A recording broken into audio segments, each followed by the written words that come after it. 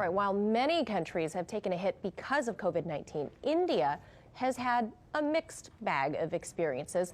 Now, some have criticized the lockdown measure imposed on the country's population of some 1.3 billion just a few weeks ago, forcing migrant laborers to travel back home on foot. India has been reporting low numbers, though, which some say has to do with factors ranging from the climate to relatively little testing happening. But on Monday, a record high number of new cases were reported.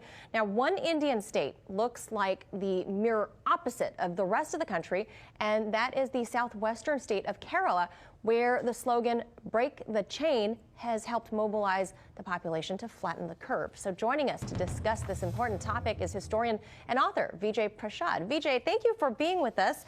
So Kerala doesn't have nearly as many new cases per day compared to other Indian states. You wrote that it has much to do with its left-wing government and civil society organizations mobilizing the masses of volunteers to help make hand sanitizer and face coverings, cleaning public facilities, etc. Does it look like the Modi government may be willing to take a page from Kerala's example here? Well, nice to be with you. The first thing to say is that Kerala is a state of 35 million people, 17 million women.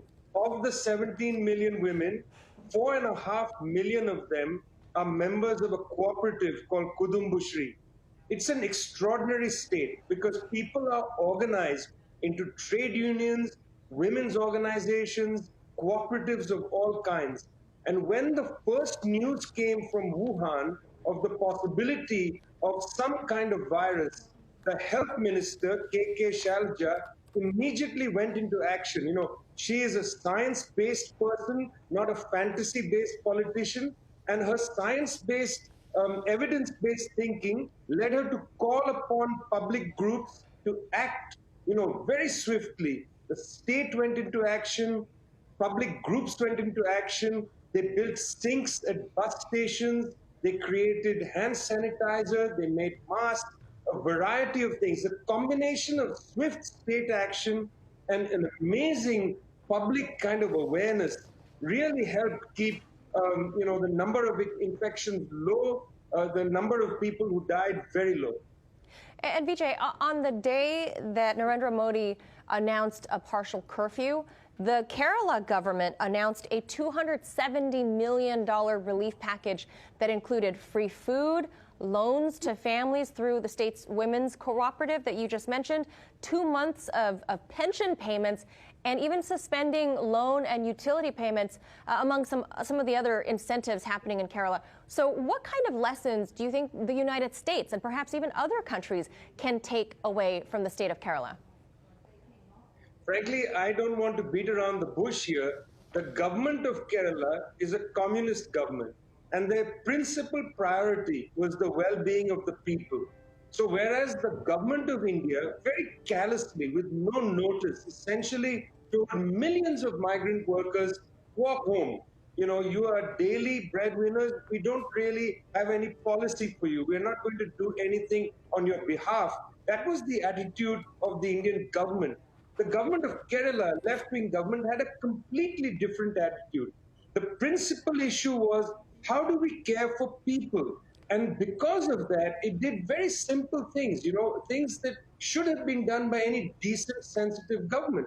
For instance, in every single local self-governing municipality, it created community kitchens so that people who are going to have a hard time buying food could just come there and pick up food, or the youth movement in the state would deliver food to people's homes. I mean, there's a sensitivity in these left-wing governments that I really want to underline.